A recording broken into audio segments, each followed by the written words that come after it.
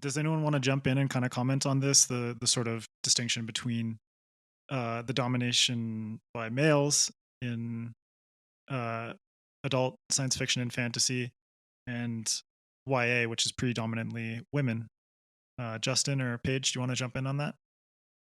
I feel like I recently bought the Skyward series by Brandon Sanderson. Um, just hadn't I haven't read any Brandon Sanderson, so it's gonna be my first jump into his works. Don't worry, But Manny. She's going to. I promise, Manny, I'm gonna read it. um, Didn't Manny just start reading Brandon Sanderson though? He's such a fanboy.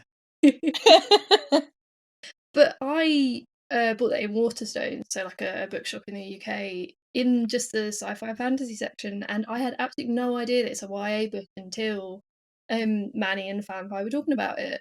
Um, so I wonder if there's also that thing of like women who write younger protagonists, or even just women writers, tend to get put a lot more into the YA section than male writers, who tend to get put into the adult section, even if their protagonists are 16, 17, kind of that very traditional age. So I wonder if finding them is harder because of how they're classified by publishers and readers and kind of readers as a whole. I think a lot of stuff that women write gets put into YA when maybe it shouldn't.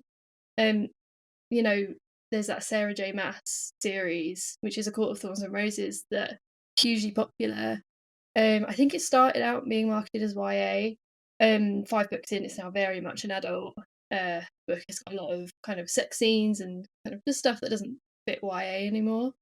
But you'll still find her in the YA sections of bookstores because she's a woman. She's a woman writing fantasy, and I think her previous series were YA.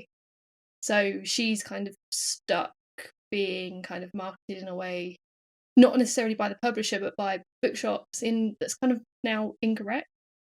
Um, Yeah, I completely agree. I mean, this is something that I've noticed just as I'm getting into YA as an adult, is that, well, for one thing, in general, genre classifications are bullshit, and a lot of them just don't really work.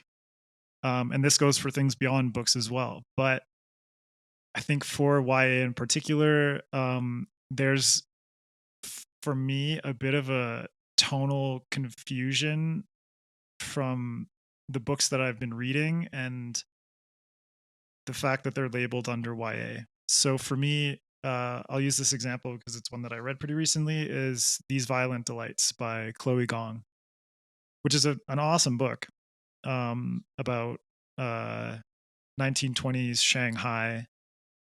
So the setting's really cool, but it's between two rival gangster families. And sort of like the setting and the characters and everything, really interesting. But this book is so violent. I mean, it has violent in the title, so of course it is.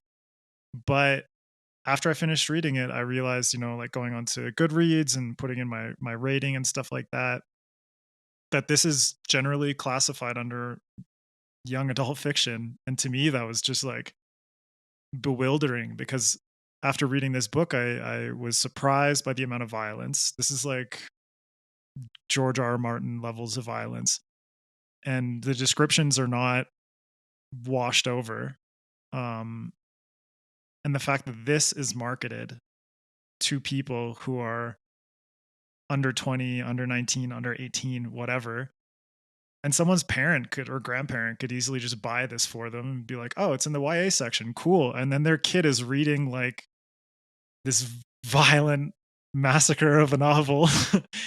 uh, and the parents would be none the wiser that this is the kind of thing that their child is consuming. And so for me, it's a real problem that, Chloe Gong is a woman. And like you said, Paige, there's a lot of cases where a woman, maybe based on their publication history, maybe just based on marketing, because the fact that a woman is writing this and it has a female protagonist, so let's just slip it into YA and that's it. Right. But then for me, it just creates a lot of confusion as a reader. But at the very least, I'm an adult. So I can decipher what kind of content is the kind of thing that I want to consume. But for young adult fiction, it's marketed at young adults who might be a lot more innocent than any of us. Yeah, So definitely. There's yeah. been a discussion recently on like content tags and stuff like that. And I think that those would be so much more helpful as far as finding something that is age appropriate or just something that would fit your what you're looking for specifically. If you're someone who doesn't like gratuitous violence or something like Mhm. that, then there are these warnings or these content tags that you can look at to kind of see, what's in the book, versus labeling everything broadly as either, young adult or adult fiction or whatever. Yeah, I mean, we could look at the video game industry as an example, even though I don't think it's perfect at all. Video game ratings come very clearly with, M, T. It's like M is for mature, T is for teen, et cetera, et cetera. But next to that, they have a box, like you say, with a hmm content listing. Violence, drugs, This nudity, whatever. contains alcohol and drug use. This contains violence, et cetera, et cetera. This may Yeah. contain like some form of sexual content. But for books, it's like there's absolutely nothing.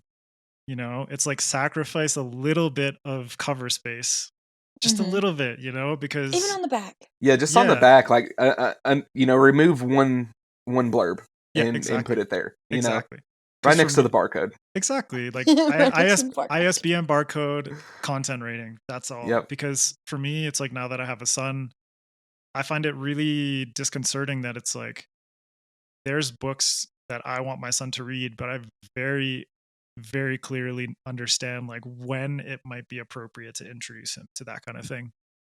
And I feel like there must be tons and tons of teens who are reading things and their parents don't know what the content is, and those kids are reading something that's like, you know, content wise is more appropriate for someone like 5 years older than them or 10 years older than them even. So, Yeah.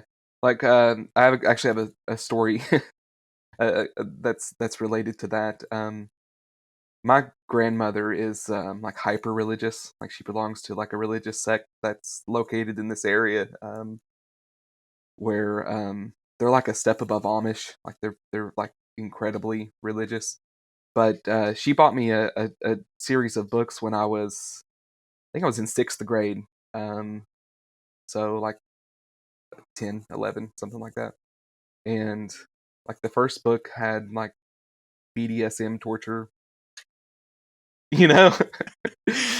And so she had no idea. She just saw it was a fantasy book with a dragon on the cover, And she bought it for me and I read it, and I mean I don't think it damaged me, but those are the types of things that could be avoided, if Was there it were. was it Wizard's First Rule? Yeah, it was Terry Goodkind, yeah. Sword of Truth series.